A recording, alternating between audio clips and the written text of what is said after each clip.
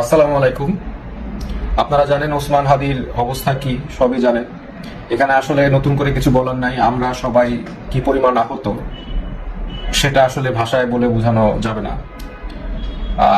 তার সাথে মতবিরোধ থাকতে পারে, আইডিওলজিক্যাল ডিফারেন্স অনেকেরই থাকবে, ছিল, কিন্তু কারো আসলে তাকে মেরে ফেলার মতো ডিফারেন্স, আইডিওলজিক্যাল ডিফারেন্স আসলে ছিল বলে আমার মনে হয় না।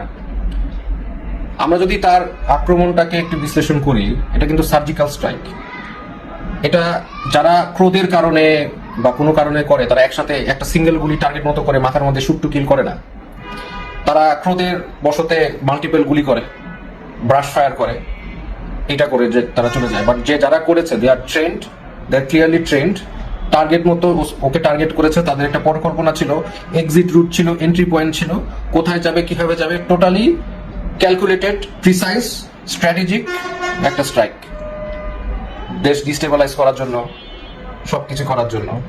বাট আলটিমেটলি হাদিকে সফট টার্গেট হিসাবে অ্যাটাক করে তাকে হত্যা করার চেষ্টা করেছে। এবং এখন তার যে অবস্থা, সেটা তো আসলে বলে বোঝানো, মানে বলে, সে যদি সার্ভাইভ করে সেটাও তো আসলে, তার লাইফটা কিভাবে যাবে আমরা জানি, কারণ জুলাই যোদ্ধাদের আসলে লাইফ কিভাবে যায় তাদের সাথে যাদের যোগাযোগ আছে তারা জানে।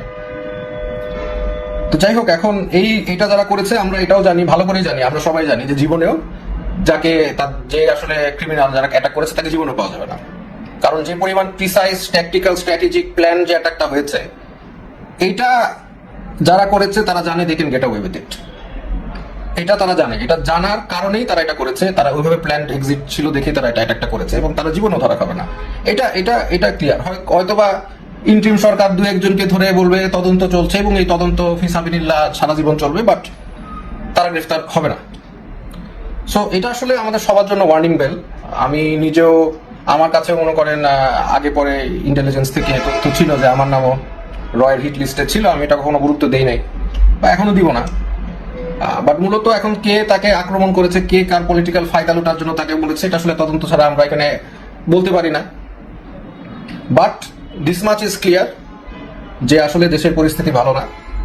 আমরা যারা জুলাই আন্দোলন করেছি, আমরা যে কোনো সময় মরে যেতে পারি, যে কোনো সময় আমাদের টার্গেট অ্যাসাসিনেট করে ফেলতে পারে, কিছুই মানে এখানে কেউ কিছু করবে না।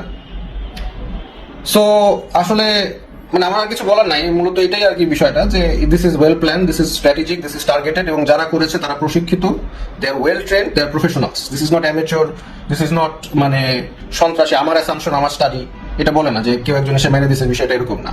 ওয়েল প্ল্যান, ওয়েল স্ট্র্যাটেজিক, মানে এটা পরিকল্পিত আক্রমণ, এবং এটা আমাদের সবার উপরেই আক্রমণ। হ্যাঁ, তো আশা করি আমরা আসলে পরিবর্তন চাই, আমরা সংস্কার চেয়েছি, বাট তার মানে ওই আপনার ননসেন্স সংস্কারগুলি যেগুলো প্রপোজ করেছে সেগুলো না, প্রপার সংস্কার চেয়েছি, পাই নাই। সো এনিওয়েজ, এখন মানে এই হচ্ছে দেশের সিচুয়েশন। আমি আসলে মানে কথা বলতে পারছি না, বিকজ মানে আমি মানসিকভাবে আহত। আমরা সবাই দোয়া করি হাদির জন্য, যাতে ও আমাদের কাছে ফিরে আসে, আর অ্যাটলিস্ট সোনার রোল এটা সে সুস্থ যাতে হতে পারে। আমি নিজেও যেহেতু আমার হেলথ ইস্যুস আছে, আমি জানি বিষয়গুলি কিরকম মানে ডিফিকাল্ট চলাফেরা করা। আর সে যেহেতু ব্রেনে তার মানে ব্রেনে গুলি খেয়েছে, তো তার যদি সে ফিরেও আসে, তার লাইফটা ইজি হবে না। তা আমরা সবাই হাদির জন্য দোয়া করি, এটাই আমি কামনা করলাম। জি, আসসালামু আলাইকুম।